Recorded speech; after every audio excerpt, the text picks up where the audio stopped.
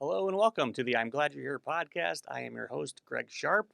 It is my pleasure to be here with you today. We have an exciting episode. This is our first episode. We have a special guest with us.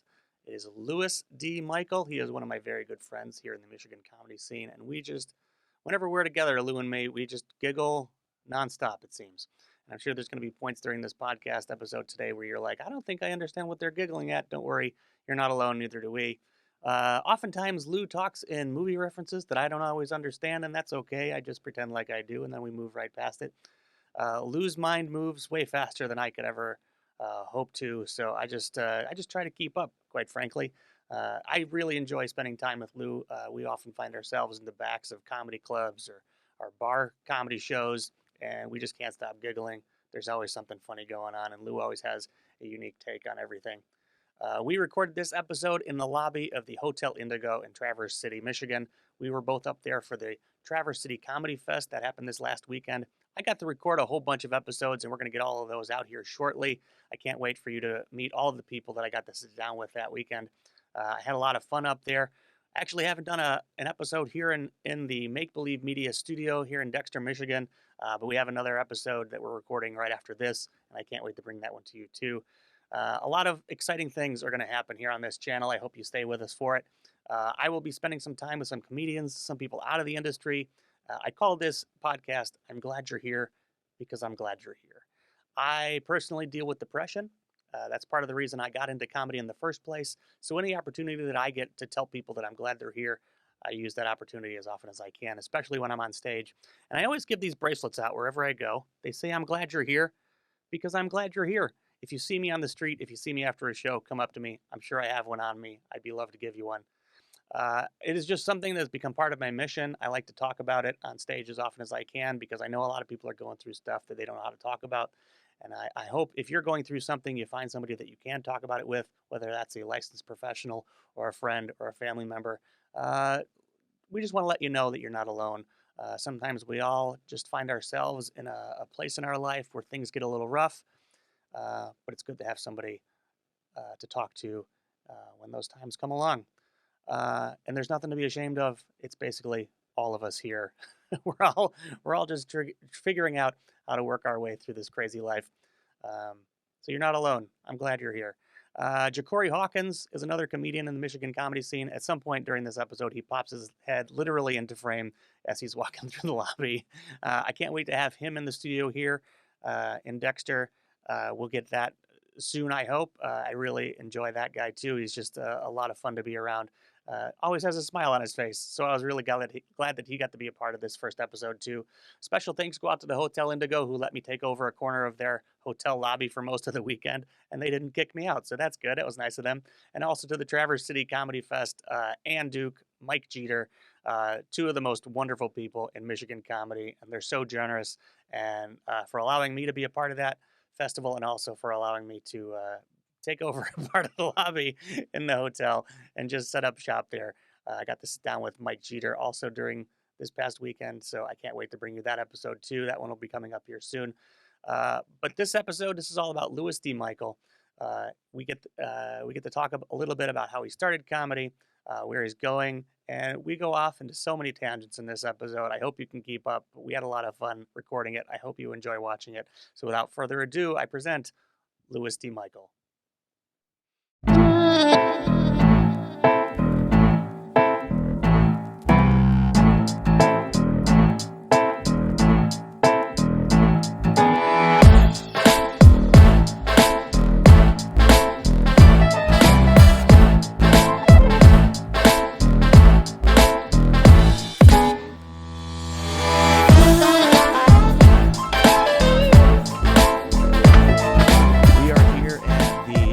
Traverse City Comedy Fest. Lou Michael, I'm glad you're here. Hey, man. Greg, thanks for having me. Of course, man. You're the first official episode of the podcast. Only because I fixed the tech. Yeah, you helped me set up my audio recorder, so that you defaulted in. I buffooned my way into. I had a line of other people waiting, and I couldn't get the stupid thing to work, and you just happened to be here. I just walked in. What I lack in verbal communication and reading, I make up for by stumbling through life and be like, like, you need help? I'm good with the machines. But I think you said something really important because a lot of people are intimidated by the technology when Yeah. really most of it is just trial and error. Yeah, Which yeah. is, it's kind of like the rule of life, really. But everybody sort of like is afraid to try whatever just because, oh no, what happens if I fuck it up? Yeah. Nothing happens. We jumped immediately from a tech issue into existential crisis for episode That's how I look one. at everything. Everything for me is either a tech issue or an existential crisis. Dude, that's let me get you started. I hate it when my microwave doesn't work. Makes me want to kill myself. I'm weeping No, in I'm the kidding. corner. No, my means of hot food. I'm not gonna get those macaroni into I'm me. gonna have to use pots and pans and time and patience, and get all the nutrition from the food. No, it What- doesn't work for me. So are we just riffing? We're just whatever you want to talk about, man. I All have right. no format at all. All right. It's Hell, called whatever I want to talk Well, yeah, about. we'll we get got a into border issue we literally got to what- work on.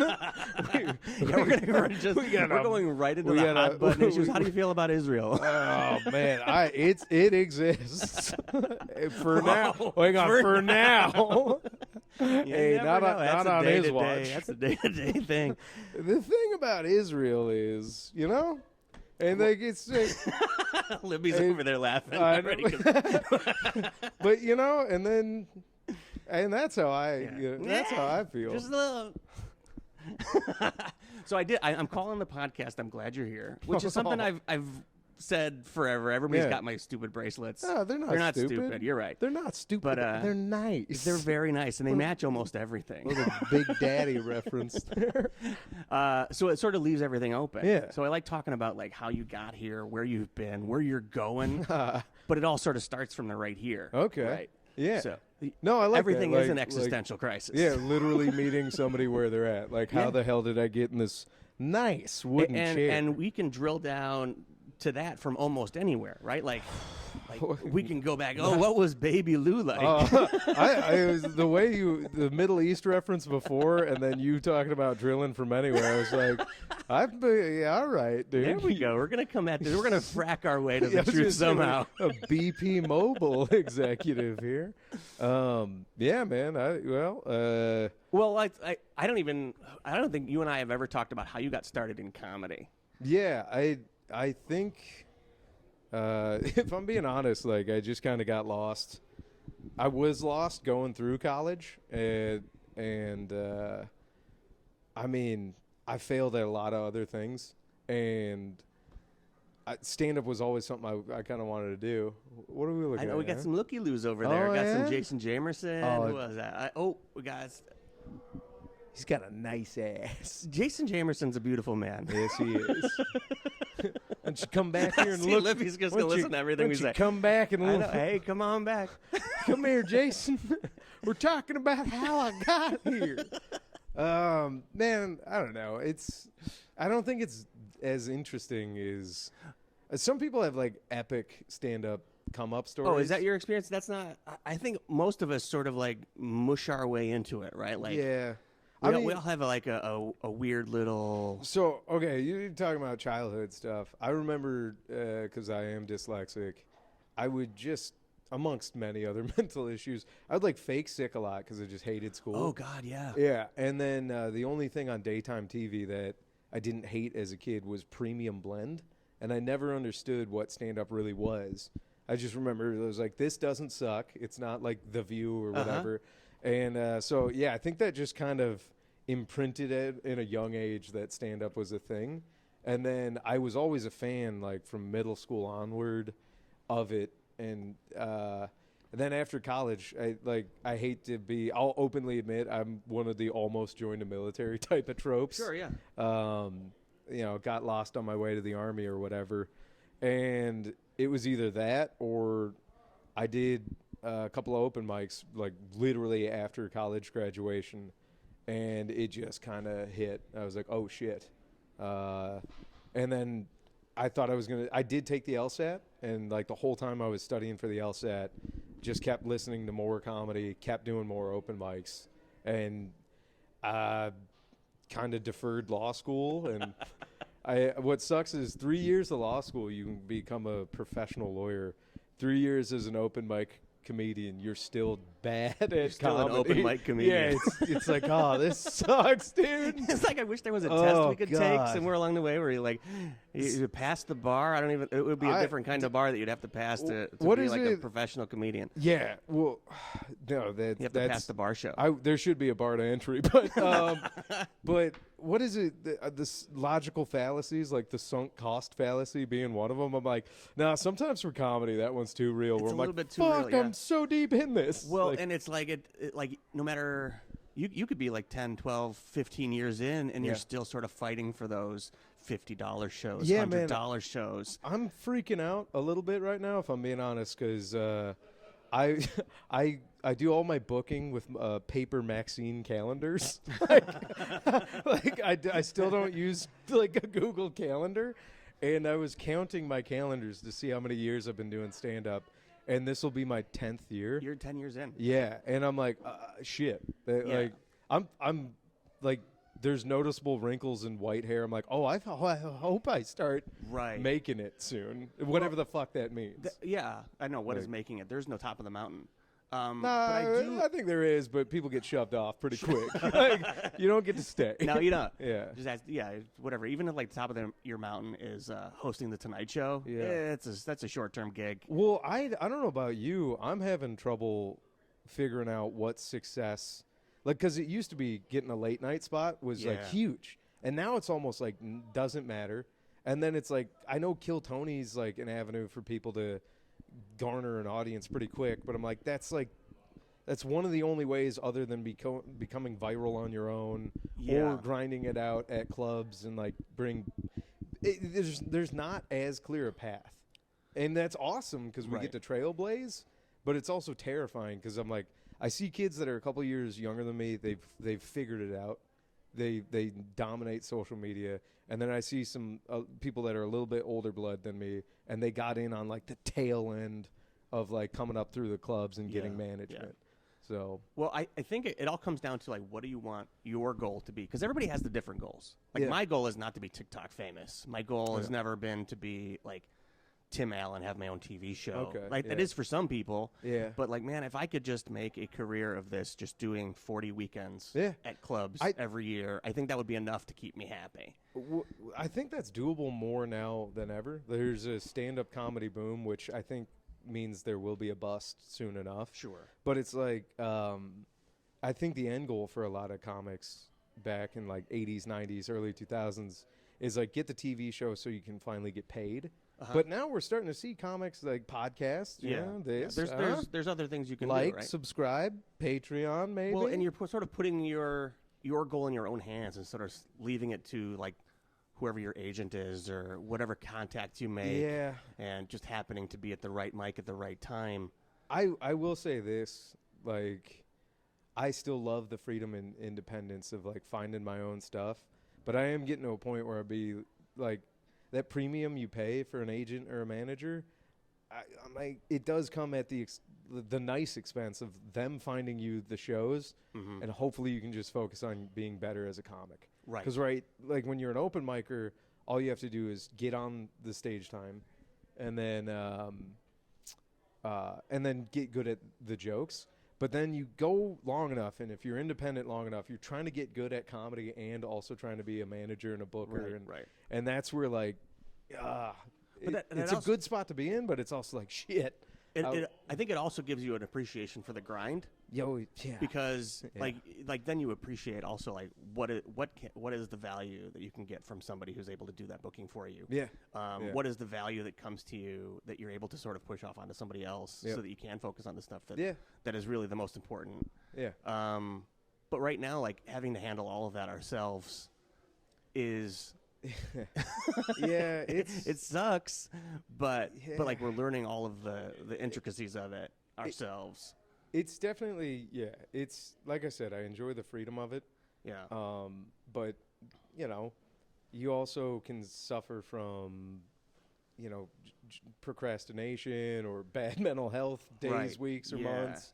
So yeah, but again, I'm still a firm believer in some sort of meritocracy to it all. Where I'm like, I'm just not good enough yet to have the representation I want yet. But I'm like, I feel like I'm getting. I really close, think that's the right so. perspective to have. Also, is What's to, that? Like to think of it as the meritocracy aspect of it, because it does push you to be like, okay, well, this is what this person. Man, I get caught in that comparison stuff all the time. Yeah. Where it's like, why is that person getting booked on that show? I want that show Yeah. for me. And it's like, okay, well, what are they doing differently that I could be doing? And am I willing to do it? And if I'm not, then what am I even comparing? But also, like, that doesn't have to be my path. It doesn't have to be my path to go towards anything anybody else is getting. And I'm going to speak in a couple of cliches here, but it's like you make the opportunities and luck for yourself by keep showing up. And then, I love the old Steve Martin, be so good you're undeniable. That's another thing. Right. And then I was talking with another comic earlier. I'm like, if you, it's a Conan quote I like, but to paraphrase, it's like, if you work really hard and you're kind and easy to work with, like, great things are going to happen. I really do think that's true. Yeah. Yeah. I mean, but I'm also learning there's a time and a place to keep a son of a bitch card in your pocket. Like, every now and again, you're going to have to be one. Like, nah. And that's okay. We're all entitled to have a fuck you moment. So, and this is it now. So like when you do finally do that fuck you moment, and be like, okay, well now it's time to do that. It's going to be good. It's gonna be. You got to save it up. You got to do it right. Got to drag the World Series trophy around the parking lot a little bit. I'm planning on doing it at the Traverse City Comedy Festival. Oh, it's gonna be an exciting weekend. come to the Rumble. It's going to be a wild time. No, I don't know. No, I think it is funny to watch a lot of people's different paths, because some people are driven by the fame aspect that comes along with being really successful in this, and that is such a turnoff to me. That is like, I am not getting into this to be famous beyond my own little circle. Yeah, like, I don't know. I think you want to be venue famous. Venue famous is great. So when you walk into the building you're performing at, it's nice if the fans are there for you, but then, like, 2 hours after you show at the Rite Aid down from the club, it'd be nice to just pick up whatever the fuck you want. And right. People are like, what do you do? And you're like, doesn't matter. Give me my shit. I'm leaving. Like, you know what I mean? Like, I don't know, man. It's weird because, again, I was talking with another comic. I'm like, we all have met the people that I think get into this solely for fame and fortune. And I'm like, that's a ridiculous reason to get into this. And even crazier is the overlap of people who want it solely for that and are good enough at stand-up to get it. It's like there's superstars and they're out there. Yeah. But it's them's a rare turkey. Most of them are just going to be unsufferable bastards. And also I see like the people I admire in comedy who get is it I make up words. I do not claim to be a smarty party pants. I'm a party pants, but not a smarty. I think there's a lot of comics that we look up to, sort of in that echelon above us, playing a little fast and loose with we. Well, I'm gonna use the we on this. Right. That got there almost by accident, right? Yeah. Like the really successful comics really are the ones that didn't necessarily get into it for the fame or for the notoriety of it, but they just really buckled down and focused on the craft, because that's really the most important part of it. Is like, if you're not making yourself better, what are you doing? I would be inclined to. I think that's a very optimistic Do you think? take. Yeah, and not that I'm that I'm so fully cynical right now, but I'm like, nah, I definitely have met some people where I'm like, and this is where I kind of have head ass for the art moment of it, but I'm like, man, it's like I don't think all of the successful people care about the stand up, if that makes sense. Sure. And it's like, I don't know, because it is such the like, look at me, and then it's like, I don't know, when you're done, like, shouldn't it have been enough? Like, you got to be the look at me guy on stage for an hour. Like, you're good. I think the reason I used the we before is because I think you and I are similarly minded as to the people that we look up to. Definitely. That aren't those types. So it's like, we like the people who focus on the craft. I will say this: the don't meet your heroes thing pertains when your hero is driven by means that you didn't think they would be driven by. Absolutely. Whereas, like, the comics I look up to, I met them, and it was like meeting a hero, and they fucking ruled because I was like, oh, cool, their agenda was the same as what I hope mine is.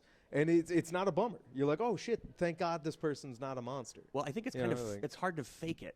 right? Like if you're What do kind of you mean? if you're kind of a douche on stage, Okay. you're going to be a douche off stage. I think we've had enough. But if I'm glad you're here too, pal. but if you allow your like real self to come out on stage, which I think a lot of the really good comics I look up to do. I love how you like your natural inclination is to disagree with almost everything. No. I actually I just felt a ping of shame because I've been doing that more. Like I'm really being me up there, and all the feedback lately is like, this guy's so unhinged. I love it. Like that. I'm like, I do like that. duh. I'm not joking. Did you see that? I did see that post. Okay, You posted yeah. that. Yeah, it was a dude. collection of several people calling you like unhinged. one person calls you unhinged. You're like, this fucking person doesn't know a good time if it bites them in the ass. I think if 3 people call you unhinged, it goes right into the bio. Multiple strangers go like, this unhinged guy's great. I'm like, oh fuck. See, Gonna have to reassess the the unhinged energy. guy was Like, great though. Is like Yeah. you're able to separate that a little bit. Sure. I guess I'm No. trying to be really honest. No, it's for you. no, it's fun because I'll say this much, like I'm trying to be a different comic on stage and it's not as fun. And then I just naturally let myself be the unhinged guy. Yeah. Where I'm not even thinking about it. I'm just having fun on stage and doing my jokes. And I have fun. Some people fuck with it. Here's the thing. The people that don't like it when I'm doing that, I'm like, I get it. Because when I have to watch it and post, I'm like, oh, I don't know that I'd buy tickets to this. And it's weird because I don't have the dry wit or like stoic cadence and tone of a lot of the comics I look up to and aspire to. And it's maddening to me to watch somebody like Joe List last night, who's been growing on me for years now. And like that whole style. I'm like, I wish I could do that. And I try, and I have my moments. But then other times I'm like a fucking, a Claymore mine. Yeah. But you also see this wouldn't have been a Lou Michael episode if you didn't bring up some sort of The war comic? Yeah. the war comic. That is not a nickname I gave myself.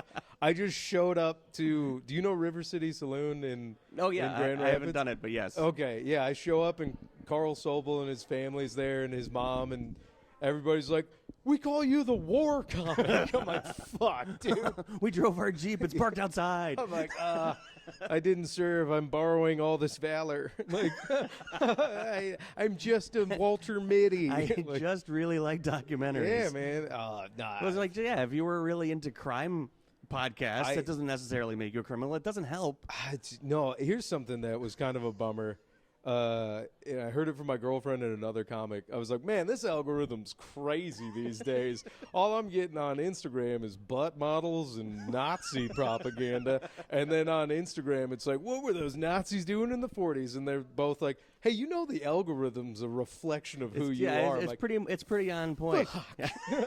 I'm like, God damn it. What you're really looking for is the Nazi butt models. No, there hasn't been any sort of crossover. They scooped all them up in Operation Paperclip. Moved them to Argentina. Argentina, of course. Yeah. Well, they had We're like, how do these Brazilians get such German donks? We're like, it's this bugaboo in the 30s and 40s. We don't talk about it.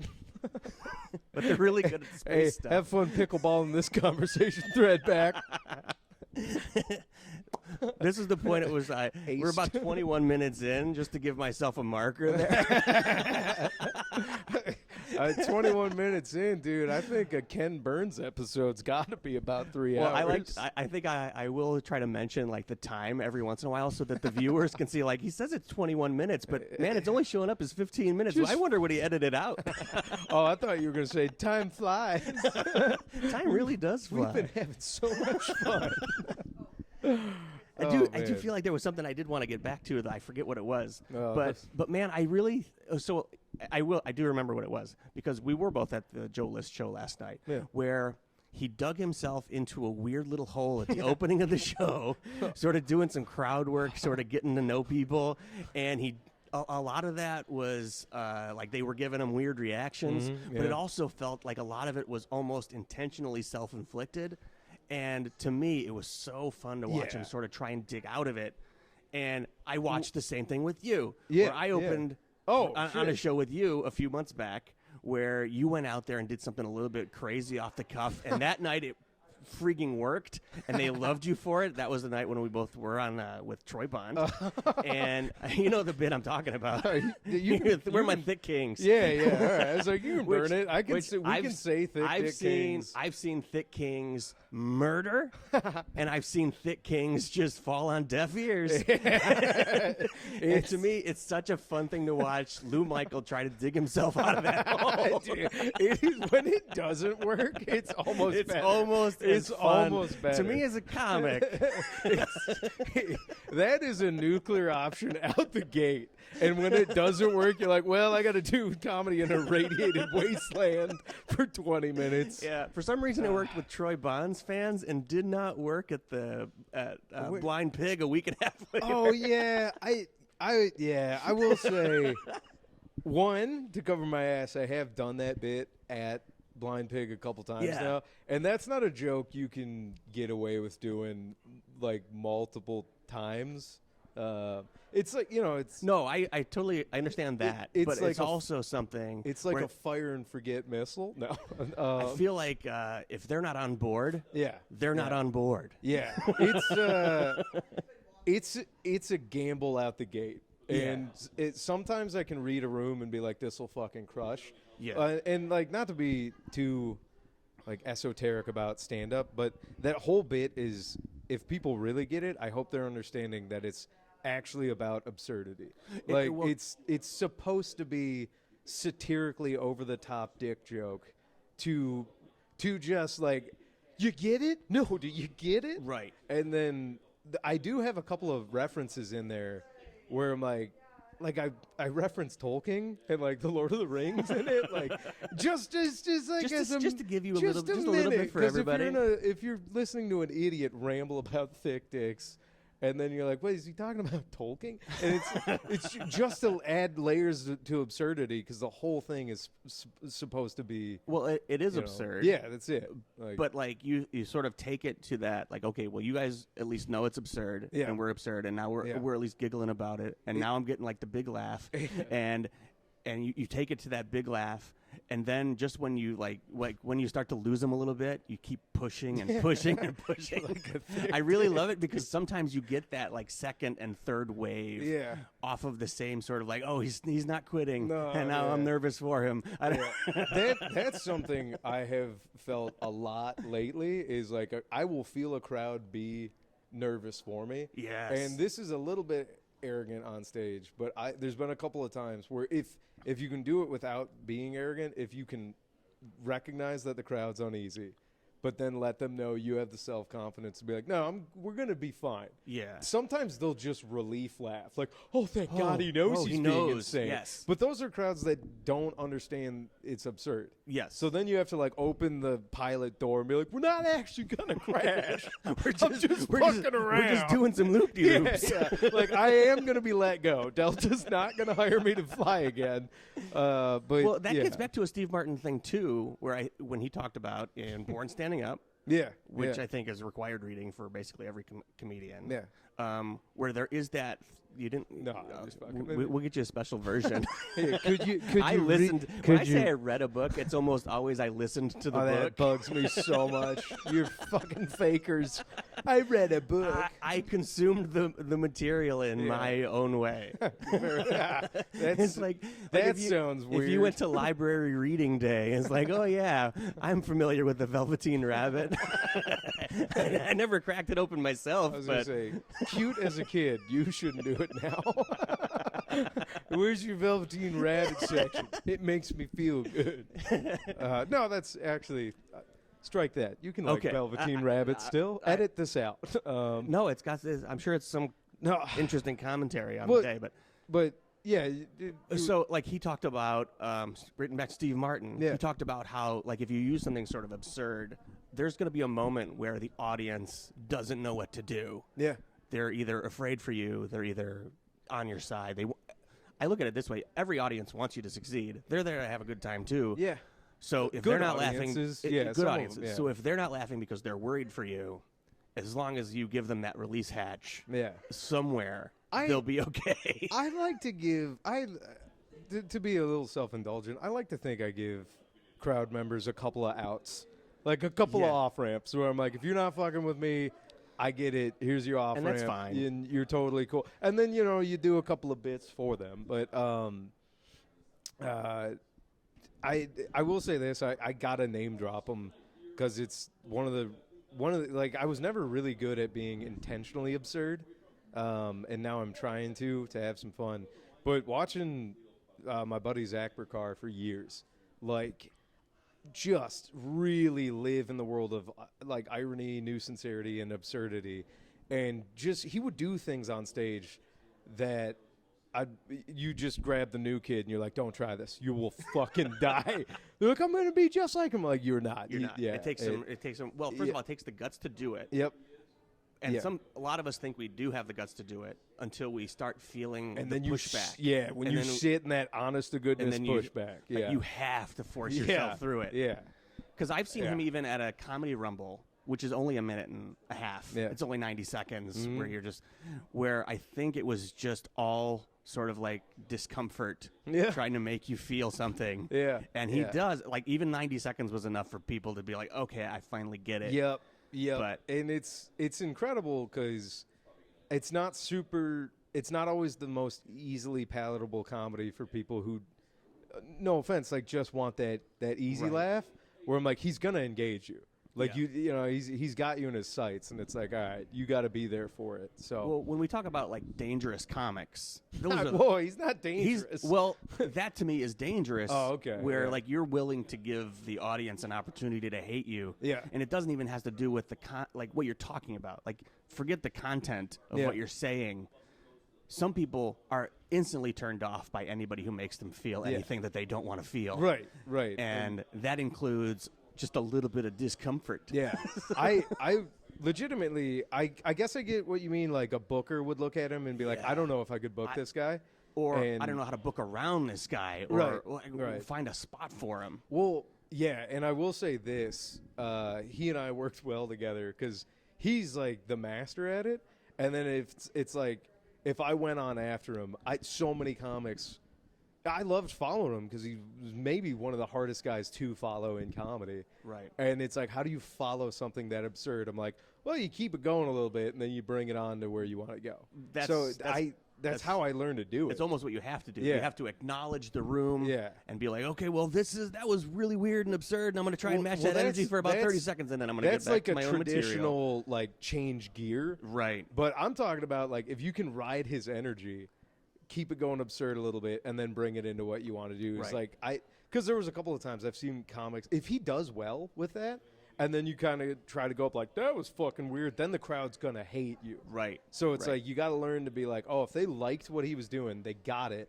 You got to kind of cradle it in and then just fucking then like slowly transition into your style. So. I had the misfortune of following Jordan Hansen for that same reason because he brings such a unique and powerful energy every time he's on stage, and he moves around real well, and the volume of his voice and everything about him is completely him. I think he might actually be the smartest comedian I've ever met. I don't think I could disagree with you. Yeah, he's supremely intelligent. Yes. Like when you talk to Jordan off stage, it's not like a condescending shitbaggery intelligence. You just talk to him and you're like, oh, this guy's like a different level of intelligence. My very first time meeting Jordan Hansen, I came off stage, and this was at Beggar's Banquet in East Lansing. Never met him before, and I came off stage, and I did my bit about Top Gun. Yeah. And the first thing he said to me out of the gate was, I really liked the Top Gun bit. I liked how you opened with the two decoy punchlines and then hit him with the third punchline once they thought that you were stupid. Yeah. And it was just like, even saying it that way was such an incredible compliment to be heard and understood. Yeah. And be like, okay, well, this guy knows comedy in a way. He real-time analyzes in a way that I don't think we can. No, he's at a different level. Yeah, and again, like, his regular job, you're like, oh, he's a smart man. Like, and then also he was in the Navy and worked on an aircraft carrier, so panther much. But, yeah, dude. I followed him, and the only thing that I could do was literally go out there and do a Jordan Hansen impression for my first 30 seconds. I did my opening bit in his Yeah. sort of mimicking the way he moves around. And then they were okay enough with that they laughed at that part. And then once no, that's not how I talk. You're going to get my regular speaking voice now. And they're like, oh, we wanted more.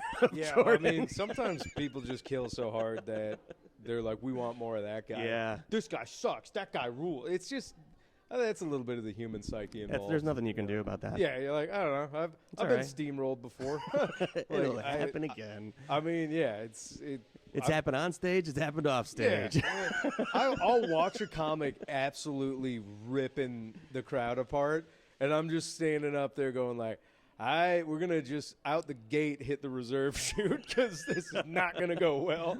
Like, but, But enough of those experiences are – you talk about like the first 10 years of comedy. You're compiling all of those experiences into like you just have to see almost everything to be ready for anything. How long have you been doing stand-up? I'm 5 years in. Okay. All right. I mean, it's a different bell curve of like achievement and whatnot, but I will say like I'm finally like last year was the first year I really started to feel somewhat self-confident. Mm-hmm.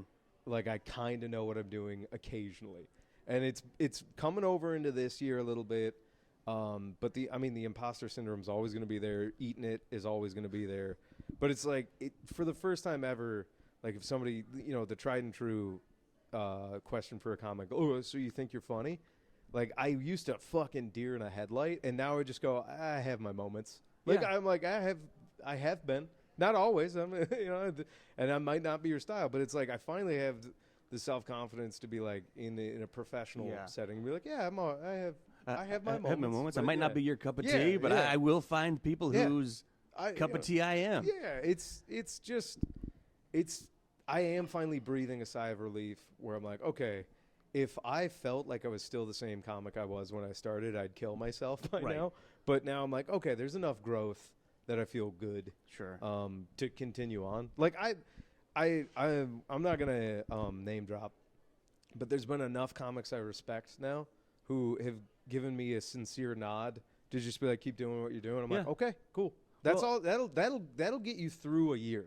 That will get. I've had one or two people that are worth a damn actually analyze and watch a set and not like the whole good set, keep going, kid. Like actually give you that like sigh of relief, like, oh fuck, thank God. Yeah, like, you might have something here. Yeah, you're like, all right, cool. I think you're right on that. Validated by their crowd also fucking with you. Yeah. You're like, okay, their fans also thought it was okay, so cool. Like, but that does sort of get back to what I was almost going for earlier, which is like to become a comics comic is like the path. Yeah. Right? Like if the other comedians aren't going to be there to sort of give you that encouragement, man, it's a really hard road to sort of go around this scene without the respect and admiration of other people. I think it's a fine line because I personally I am a comic that yearns for the love and respect of my peers almost more than the crowd, which is dangerous because then you get like the ultimate comics comic where it's like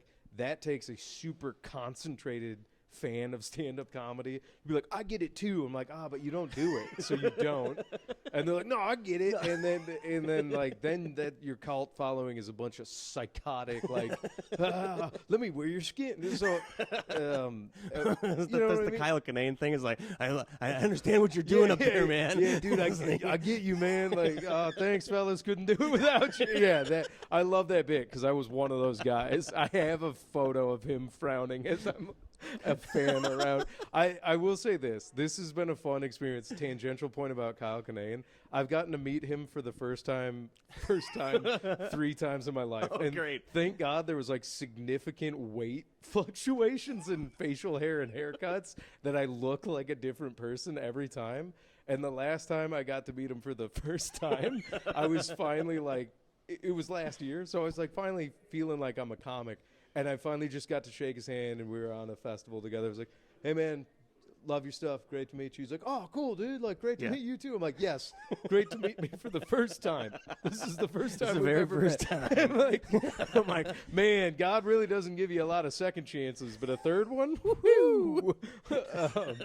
But yeah, that was fun. Like that's the you go by your Louis, your Lou, your Louis D. Yeah. It depends on which No, one you're this meeting. time I got to meet him as Lou. I think it was Louis, and then this time I'm like, hey man, I'm Lou. This is stage names, But to go back to like the comic thing, I think you can. There's superstar comedians that don't have the respect of their peers, and they either lash out or they become like I don't care islands. Yeah. Right. And like I don't really want to name drop, but you know who I'm talking about. I think we all have a couple of examples in mind. When Right. You say things like that. Like there's people like I don't know. Yeah, I don't want to name drop, but it's like and not that I know them. It's just weirdly enough, I've also gotten into a point in comedy where I'm trying not to critique other people who are actively doing it. Right. Because I'm like, it does suck pretty hard. Well, I'll tease you if you suck ass, but I'm like, if you're in it and objectively doing well, I'm like, somebody likes what you're doing. Yeah, you like, found your path. You found your people. But my point being is like, there's people that become quiet, just kind of doing their own thing. There's people that lash out. That's two ways to go about it. Or I think the sweet spot is you're a comic enough that at a showcase show, your buddies might watch your set and really enjoy you, but they probably wouldn't watch your whole special. And I think that's where you want to be. You want to be like, shut up, hey, he's doing 10. Yeah. But if you're like, guys, you watch my special? I'm like, fuck no, dude. I've seen your 10. I saw you work on it. I'm not going to watch your whole special. Are you fucking high? What are you fucking on? Well, drugs? that is an interesting part about our art form here, which is the like, what are we creating? It's like there's like art on the wall. It's like, hey, did you see my painting? Nonsense. It's like, no, I didn't see your painting. Well, you could just look at it. No, you gotta set some. No, I'm not looking at it. But no, you gotta set some time aside. You gotta be in the right frame of mind. Yeah. Corey, get out of here, Corey. You gotta go make a video about being a dad.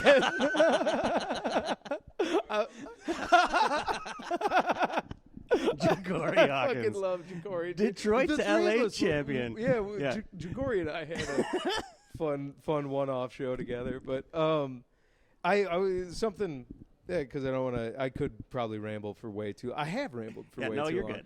I told you this is a free format. Yeah, We dude. could do 30 minutes. We could do 2 hours, I'm 2.5 telling- hours. We could go the Well, full Rogan. Dude, I was going to say, welcome to podcast.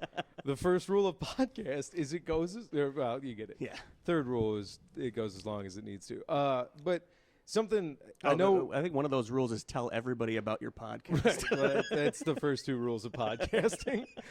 And then the third rule is it goes on for we're making a Fight Club reference. If you're this deep, you don't give a shit. You're going to tell everybody about the podcast, and then after it ends, after 3 episodes, you're going to tell nobody about your podcast. Pretty good. Listen to it again. Hey guys, The first episode holds up. for algorithm purposes, go ahead and fire this back all the way to the quad aughts, and then just start the video over. But no, I was talking to another comic, and it's not lost on me that we're literally at a comedy festival talking about comedy. But another perspective that I think is healthy for, comic or anybody doing this is like, keep it on. This is going to be a stupid term. It's a micro macro to us. So it means the whole. I hope this becomes my livelihood. This matters more than anything to me outside of like family and friends. But it's like in the grand scheme, when them fucking white flashes go off and we see those mushroom clouds, I'm like, oh, you better have a different skill set, friend.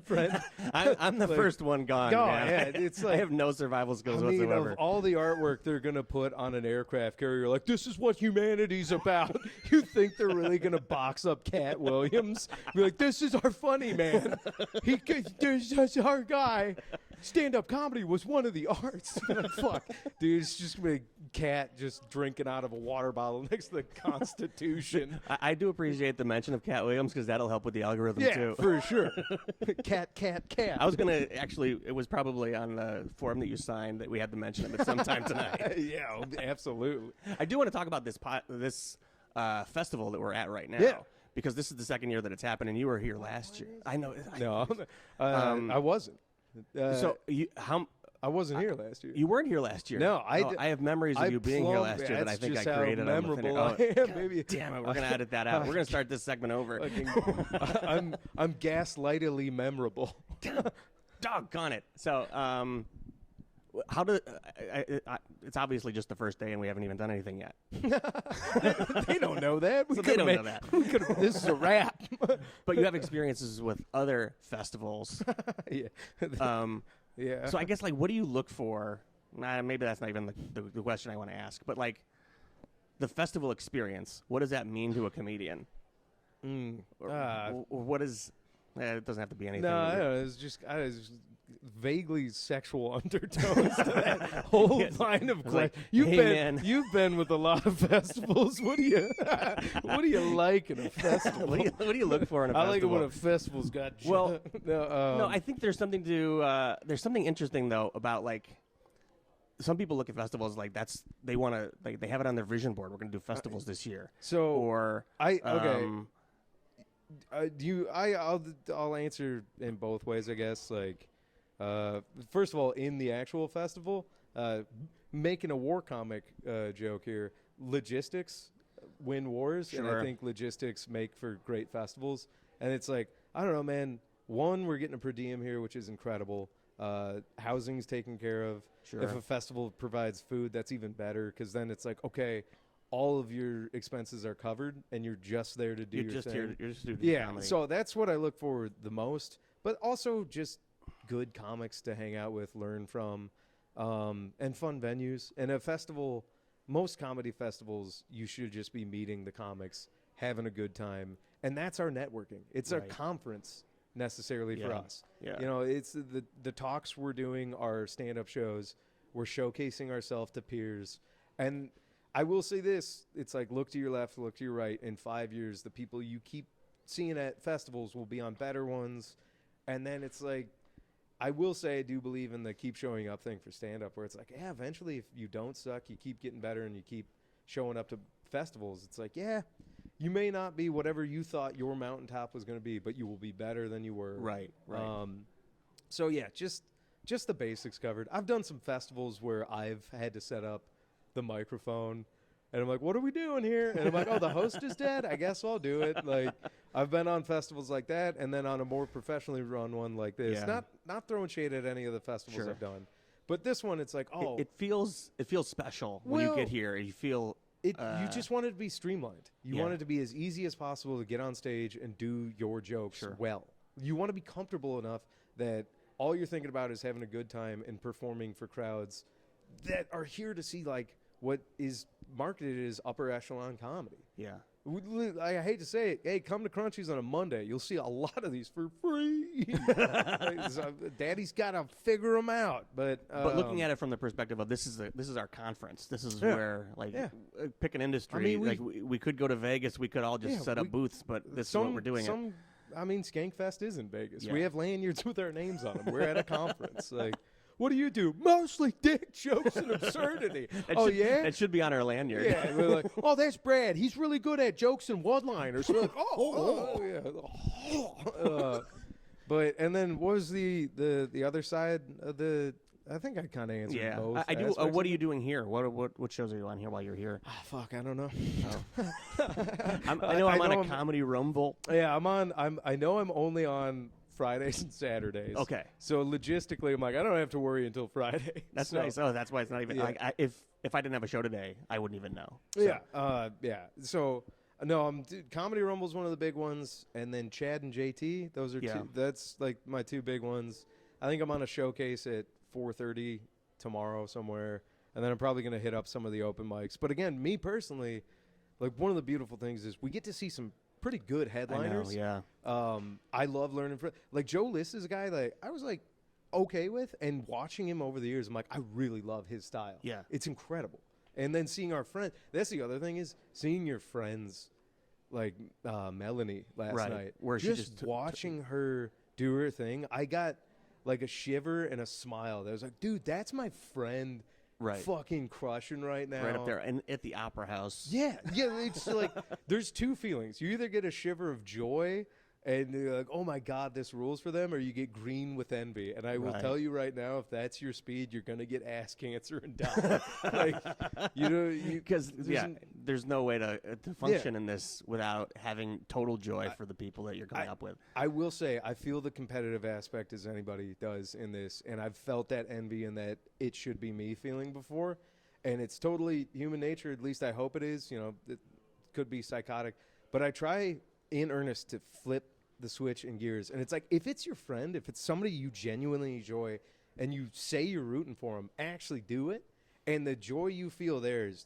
It's actually pretty fucking cool. Yeah. Not to be fucking lame, dude. Not to be fucking GAY, dude. I'd say it, but you're not that kind of podcast. You have to edit that out anyway. Oh, yeah. Well, I can't. We can't even mention. Did you get... You got all those N-words out at the beginning. I was right. Oh, yeah, No, I meant the peep. No, I We'll get some N-words once let Ja'Cory. them know I know we're joking. you gotta peek into the camera though. It's like a Ja'Cory Hawkins. Hey, what did we tell you?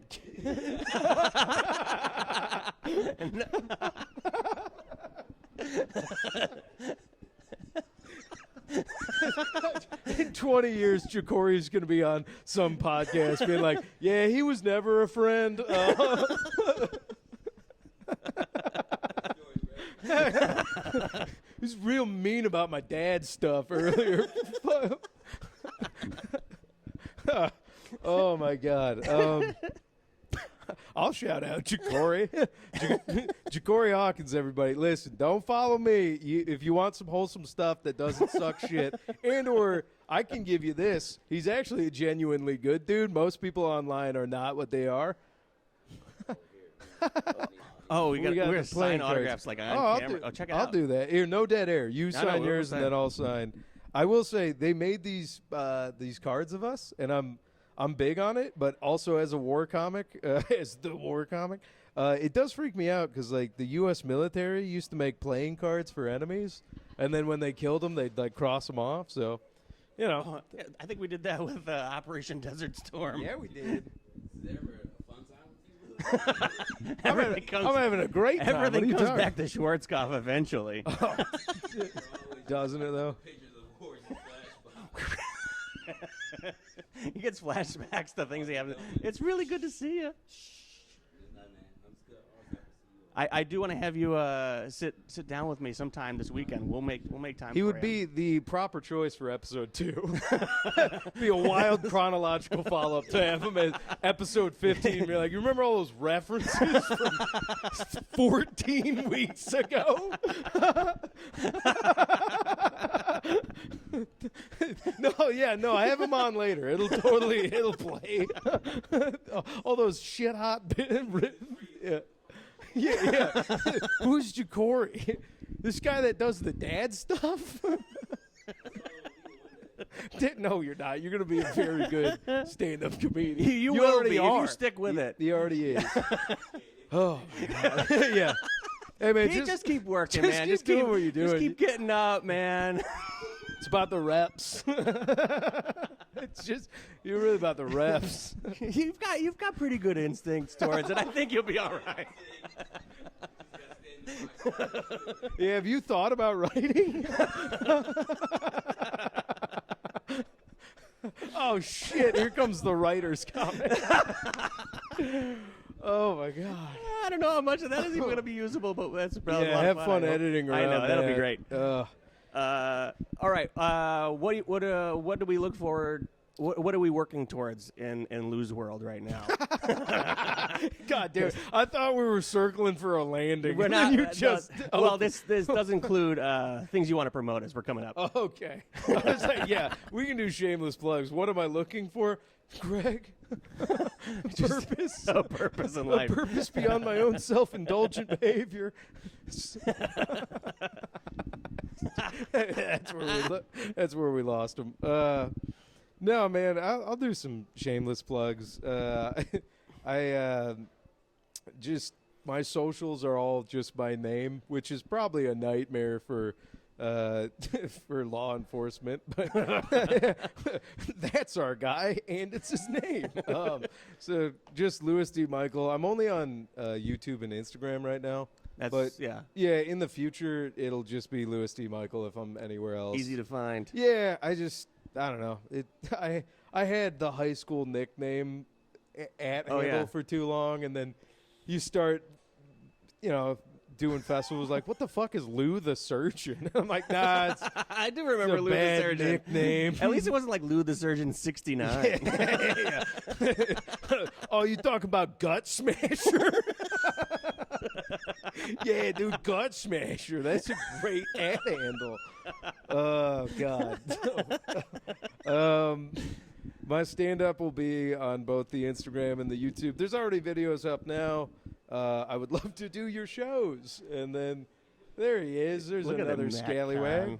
The warm-up podcast on YouTube. The warm-up podcast, of course. Yeah. I did want to mention, though, because part of the reason why I'm doing this podcast is because I've been inspired by the warm-up podcast. So because you could draw from better inspirational material. Well, I will tell you, there's something really to be said about just setting up a microphone, setting up a camera, and just talking. Yeah, it's psychotic. Right? It's not psychotic. It's crazy. From a like the process of what do we need to do to write jokes? Man, if I don't find myself in enough conversations that'll get things going in my head, I just stagnate out. It's all stale thoughts up there. So like just to keep your mind working is such a good exercise, and it really pushed me to try something. Now, I'm not good at talking to myself in my car.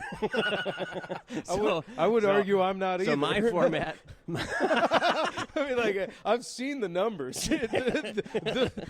We have access to the World Wide Web. It's about 8 billion people on the planet.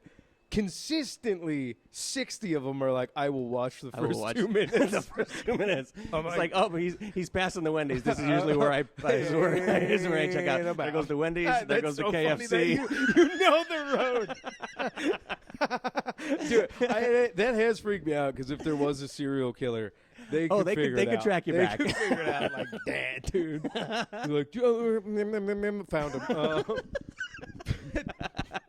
But yeah, man. Well, thank you. No, because I think it's really important for me. This is part of the reason why I'm doing the podcast. Yeah. Is because I just need to get my brain moving. Just get thinking about things, get talking about things, start sparking some new ideas up there. So I appreciate what you do. Thanks, man. And there is a direct line between watching your podcast and thinking, I got to do something. Yeah, damn. Because Lou's doing something. Well, thanks, man. I hope it works out better for you. Like that'd be, and then if it does. No, give me that money, you jackass. Oh, that's awesome. No, man, I appreciate that. I don't know. Thanks, man. I really do. I hope this crushes it for you. I hope. I hope it's something. I don't know what it'll become. Like with anything in life, I don't expect anything. Well, but I just try to try something new and go where the doors are open. So give you a little bit of feedback. I know it's episode 1. You gotta get better gas. I mean, somebody worth it, fella. Think about it. I think 5 years from now, when we look back at this podcast and we're like, "Oh, Greg got Lou." Yeah. Well, that'll be weird being over my tombstone saying that. We'll just have this playing as like a little hologram over on the top of it.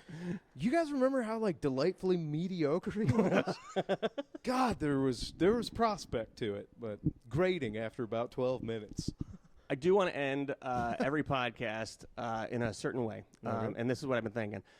It goes back to the way that Pete Holmes ends his podcast. I don't know if you're a fan of Pete or You Made It Weird.